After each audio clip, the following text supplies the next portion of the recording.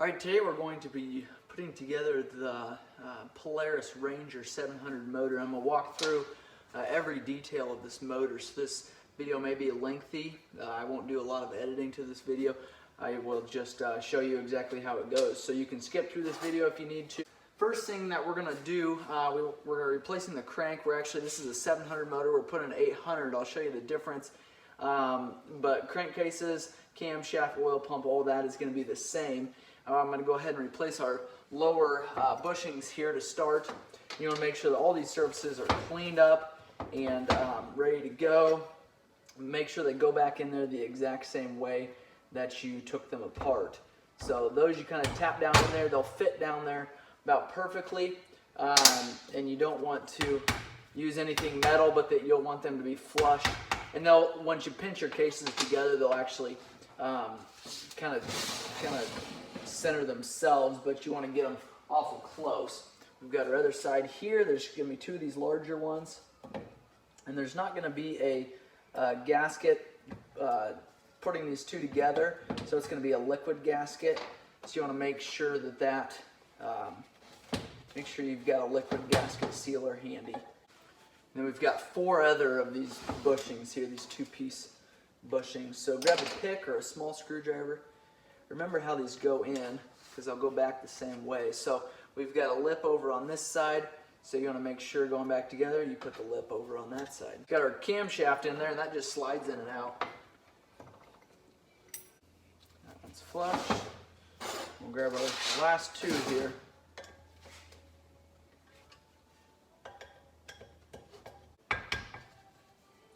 All right, we can just throw these in the trash.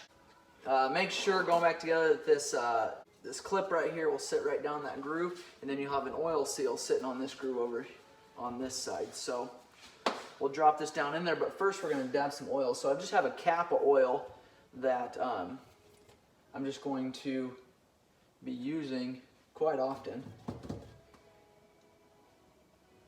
just to kind of lube things up as we're going together. We don't want anything running dry, even for the shortest amount of time. Make sure your rods are going through there. There we go. You can turn it over, make sure it feels smooth. Don't forget our seal here. This is a hot rod seal. The kit that I purchased to rebuild this motor didn't include this seal, so make sure that if you're building your motor, let me know if you need the parts. I can get you the part. I can get you the complete set. We will put our crank balancer in. Now, the difference between the 7 and the 800s is this right here. These rods are going to be hitting our table there, but this on the 700 balancer here won't slide into the 800 cranks. So you've got to actually take a grinder and shave down both sides, but more emphasis on this side here. It'd be your clutch. Whoops, excuse me, I've got that turned backwards. It would be the opposite. No, it still would be your clutch side. So the stator side, you don't have to do as much grinding. A little bit, kind of get the edge off there. But the bulk of the grinding has to be done on this side. And I didn't take measurements before. I didn't think it was going to be that much, but it ended up being, I would say, probably 1/8 of an inch. But that's just kind of a guess. And then slide that in there. Then that will spin freely around. Obviously, if the crank isn't in the right position, it's not going to. And at this point, we will take and put this other case half on. It's going to take a little bit of time for me to goop this up here, so bear with me. If you've got oil on these cases, this sealant won't stick good. So make sure that oil is cleaned up at this point. If you dripped any when you were lubing up those areas that I was talking about, make sure those are all cleaned up. It doesn't really matter which side you goop up at this point. Okay, now we're going to start putting goop on here. You don't want to do so much that you will fill up bolt holes, then your bolt's going to have a hard time going in there. So just be a little careful when you're going around those areas.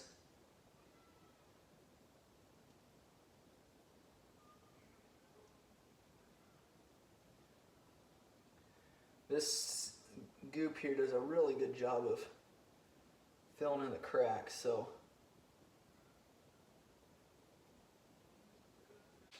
all right, so we've got goop around there. Okay, I'm going to dab a little bit of oil, make sure that none of this is going to come off. We don't want this sealer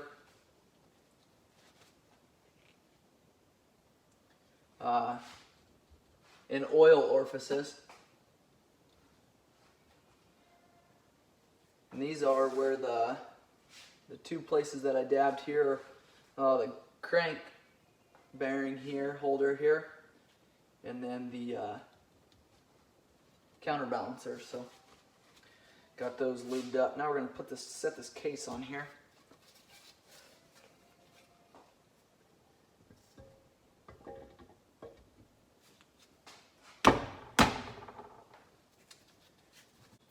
Two different sizes on these.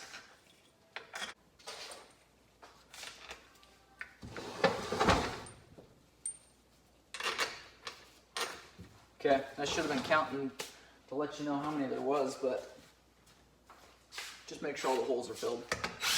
I like to snug up a couple of them before I start really torquing them down.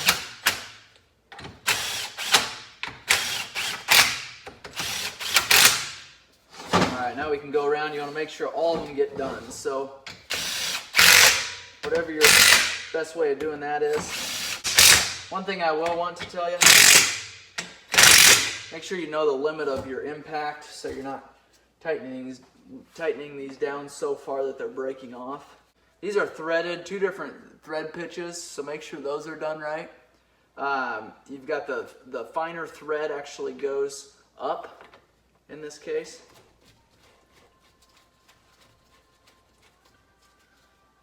All right, we can clean up now any excess liquid gasket.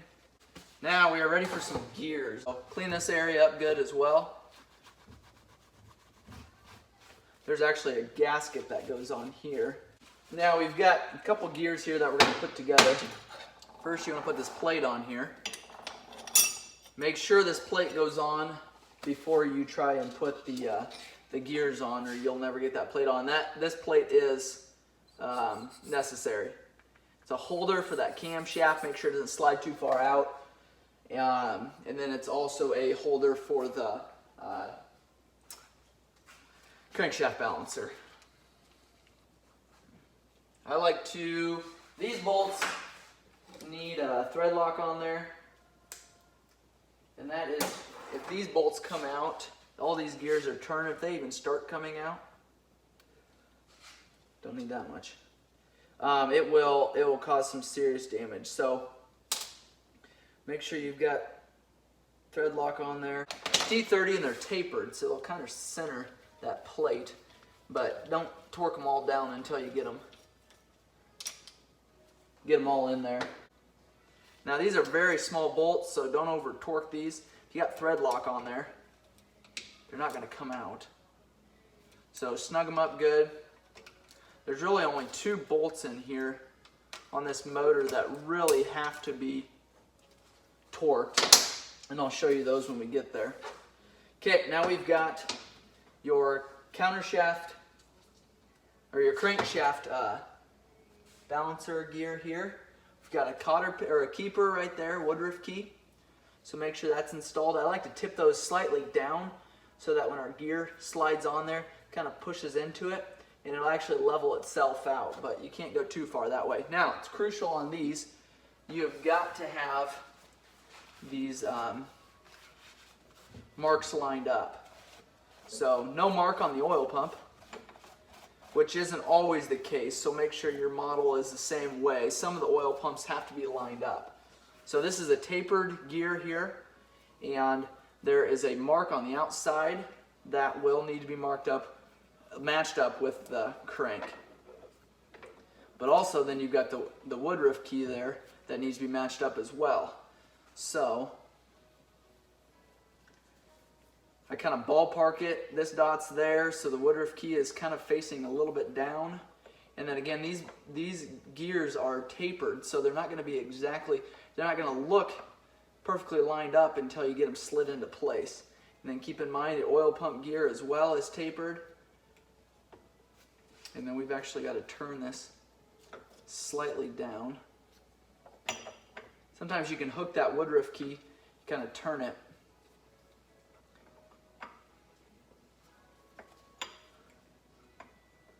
You can see, nice thing is you can look kind of right down and see if that woodruff key is lined up. Bad part is it's really hard to get a hand in there or anything to turn that crank balancer. You almost have to pull that gear off of there.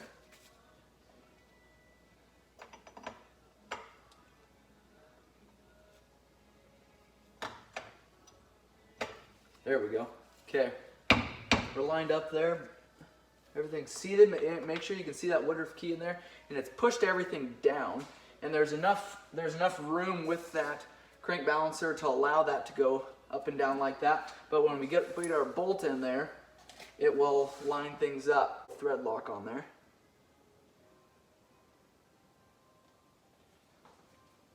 Once you do one of these motors once, you'll understand they're fairly easy as far as motors are concerned. Without having that transmission in there to worry about, it just makes it a whole lot easier. Watch your finger. Okay, now we're going to be in the position. Right now we're going to have weight on that crank. I'm going to lift that crank up there, or this case up, and spin this. You can look right down into your motor there and see. Okay, so next thing we're going to do, in your cam gear isn't on there yet, so there'll be a little bit of added noise when you get that put on there. It also needs to be lined up. So I'm going to turn these, make sure, double check these are in the correct position. So those holes are, or those dots are lined up there. And this bolt is going to have thread lock on it as well. So what I do then is take a round punch, specific for this hole size, push it in there as far as it can go. You've got a pin there that needs to line up with the camshaft. So first time you get it on there, you can kind of just play around with it and see where it's at. So it looks like this hole is slightly behind this one, and you want to line the camshaft up with the crank balancer. You get it into a spot there and it'll just kind of fall in place.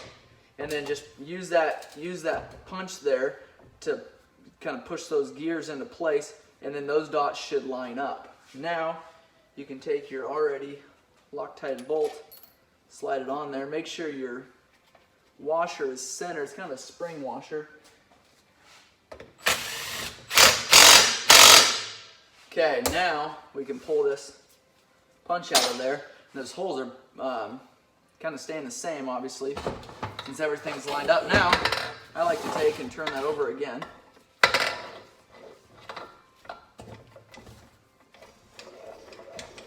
Now you should see your camshaft moving around.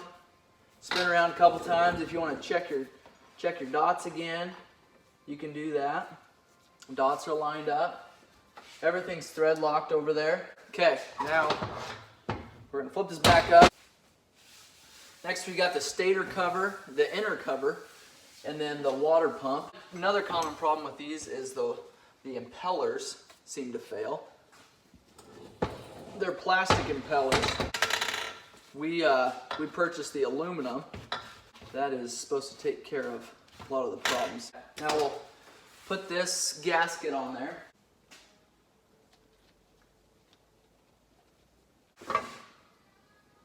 Oh, they're stuck on this case, so I guess it goes through right there. Just one maybe. Okay, make sure this seal is good. Like I said, this doesn't come with the kit that I ordered. Also, the other thing you want to make sure that there's no grooving on this. Make sure there's no wear on this shaft, or you want to replace that. So I'm going to grab a little bit of an emery cloth and kind of clean that up, but it's not bad. You definitely don't want to use an aggressive emery claw on this. If you do need to, then you want to replace it. But I'm just kind of a light groove, take any kind of rough edges off of there. Just kind of.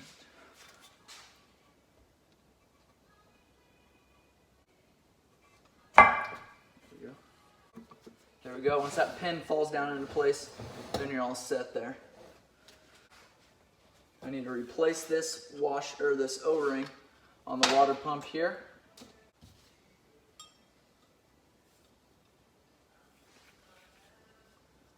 And that O-ring is a good size. It should stay in there once you push it in there with your fingers there. Here, or excuse me, our water pump, we've got a seal. Looks like that. Your old one will have grooves in it. Your new one obviously won't, but you've got your lip that's actually down. So we've got a lip on both sides, but your lip actually sits down into there, and so your top side here actually has a groove.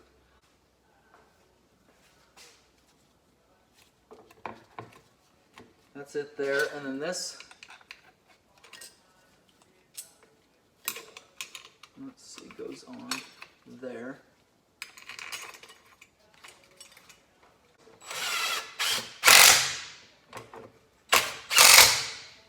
Yeah, I'm gonna Loctite them. Don't need much. 5mm Allen. Got our starter drive here. Got a washer in behind here, washer on the front. Make sure the bushing in behind that is good. It's a fairly common problem to have those going bad. Now for this water pump. Oh, there we go. It slid on there farther. Then you've got a washer, and this is a lock nut here. No thread lock needed there. I like to take a rag, hold this. You hate to have this thing spin in your hands, but it really sucked that down. Now our flywheel here. Wipe any kind of debris out that was sitting on there. Check these gears. Your starter drive engages this, so a lot of times these gears wear, and you've got a Woodruff key in here. I'm going to put this impeller cover on now at this time. And we've got a handful of smaller bolts in there. I believe there's one larger one, longer one, maybe two.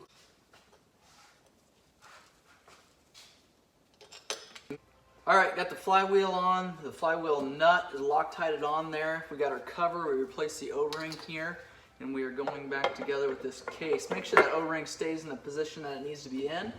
Going back together, and then you can just tap on that there. We've got a mess of bolts here, 10mm bolts. Goes around this cover.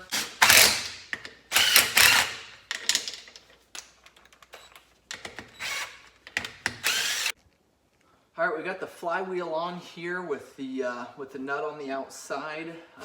We've got Loctite on that nut. We put this cover on, and we've got our base gasket on here. We've got our lifters in there. We soaked those in oil, and now we're ready to go in with our pistons here. I've already put the clip on one side. I've started the pin on the other. Obviously, you got our base gasket down at this point. So I try to push these rods all the way up so that we have got as much room to work with these pistons going onto those cylinders as possible. You just got to find the spot that these go through. Now, a little trick to getting these in. I like to stick some rags down in here, being careful not to damage that gasket when you do that.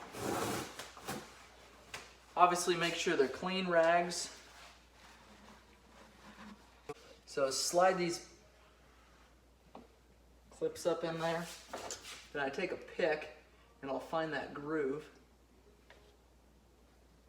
that you use to pull the pin out, and then you just kind of use your fingers to push that circlip in there off the bottom of your pick. Now I'm going to slide that one forward. I'm going to do the same thing over here. So hold it with one hand. This will allow you to see a little bit better. Use your pick there. Keep it pressed up there. Then slide it in with this finger. There you go. Make sure it's seated completely. Now your clips are all in and you're all set there. We've used oil, lubed up this cylinder really well, and now we're ready to put our pistons on there. One thing that you've probably heard time and time again, make sure that your rings are not, all the open ends aren't all at the same side. You want to try to offset those as much as possible. The nice thing is about these cylinders is the bottoms are tapered, so it kind of makes it a little bit easier to get these rings on there. The next thing, you want to make sure you're not digging into the gasket, and just kind of keep an eye in all areas so you're not pushing a ring out of its place there. If you are, stop, pull up just slightly. Don't pull up too far, otherwise you're going to redo everything again.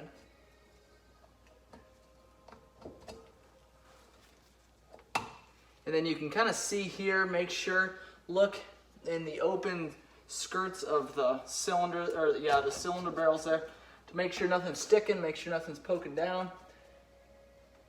And we've got one that looks like is holding us up here, this little oil ring here. So I'm gonna take a screwdriver and just kind of flatten that out. It's pulled up a little bit. So careful you don't pull it up all the way or you'll end up doing the whole thing again. I want to make sure that these are in the right position before going back together. So, yep, we just had an open end there right at the skirt. So that's what's, there we go. Okay, now we're on. Slide it down into your block there. Again, kind of checking on the way to make sure everything's sealing properly. I'd take and wipe this excess off. Now we've got our head gasket here. Slide that on there. It goes one way is all it'll go if you have your dowel pins in there. It sits up, those dowel pins sit in there really low. So, one thing I wanted to show you before I put the cylinder on there, obviously not going to pull it up now, but those pistons, since we're switching this to an 800, they're actually going to be smaller. So if you hold them side by side, I'm gonna say they're probably 3/8 of an inch shorter, maybe even close to a 1/2 inch shorter. So that's the difference between that allows that rod to come up higher out of that off that crank, and so those valves aren't hitting. We better put our push rods in there. I like to make sure these are clean. Obviously, I like to dab the top and the bottom. You can just stick it if you've got a little container of oil there. Stick your bottoms in there. So same thing with the tops. Dab oil, dab oil, dab oil. Just to like to keep things lubricated. But these are one of the 2 screws on here that are torqued down, and they are torqued down to, book says somewhere in the 23 range. Actually, a lot of people break those off at 23, so I like to do 18 foot-pounds. It's plenty enough torque on there. Now we're going to slide our head on here. Make sure they all go in their separate grooves. So slide these on, make sure there's washers on the top there. These are all the same size. Pull nose rockers, that's all right. Easy enough to do. So 10 millimeter. These are torque down to like 21 foot-pounds, somewhere in that area. Start with the middle ones, then do the outside, and crisscross pattern. That way that gasket comes down evenly. And then you go ahead and torque those to 51, 53, somewhere in that range. So that's the order you do those in. And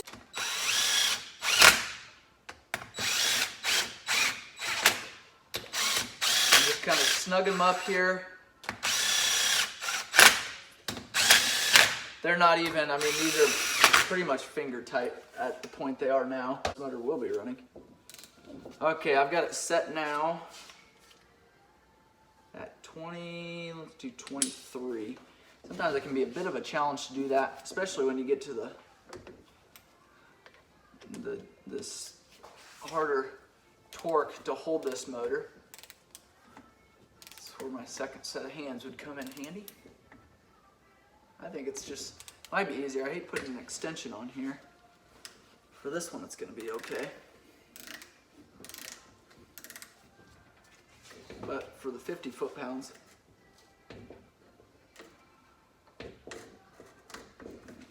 one's done. Go over here, this crisscross. Make sure your intake boot is good. That's a fairly common problem, is for those intake boots to start leaking. This 700 doesn't have the sensor on it that I believe all the 800s do. And that's another common problem on these Polarises, is that sensor. Yep, now we're going to step this up to 50. We'll do 52 because I can't remember.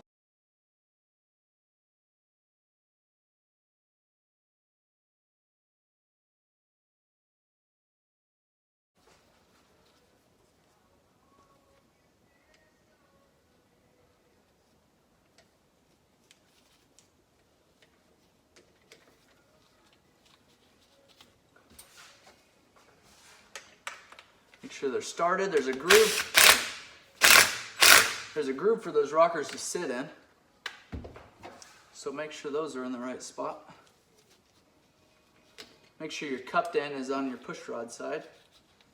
We also need the dipstick. I leave that for last because the motor decides to lay down, beat up that dipstick pretty good. So, all right. Put our head cover here, replace that gasket. And we've got a gasket, exhaust gasket here, that gets replaced as well. Now this one is the dipstick bolt there. All right, this motor is pretty much done. We've got our starter left and dipstick, which I may not even put that dipstick in until we get it in the machine.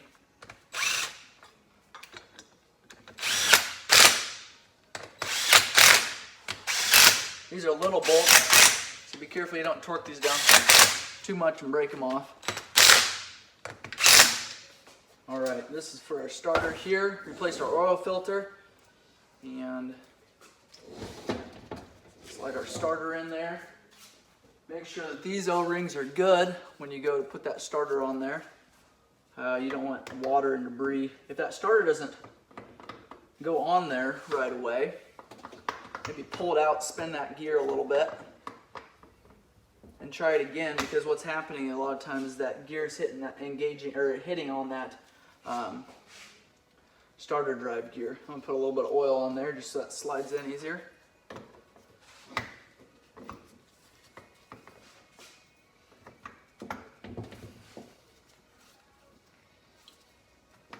It's got to go in there straight too, or it won't. There we go. And they need them both. All right, so that is rebuilding a Polaris Ranger 700, 800, and 900. And so if you've got questions, let me know. I'm going to change out this oil filter at this point, and I'm going to throw this motor in quick. Put the exhaust manifold on. Make sure you check that exhaust manifold's really good. A lot of times they'll crack. We had to replace this one, so just keep an eye on there. You'll hear an exhaust leak if that's the case. So, all right, thanks for watching. If you've liked this video, please subscribe, like, and share this. If you have videos that you'd like me to make, let me know those. I work on stuff all the time. I've got different machines in here constantly, and tear down, rebuild, a lot of different motors. So, thanks for watching.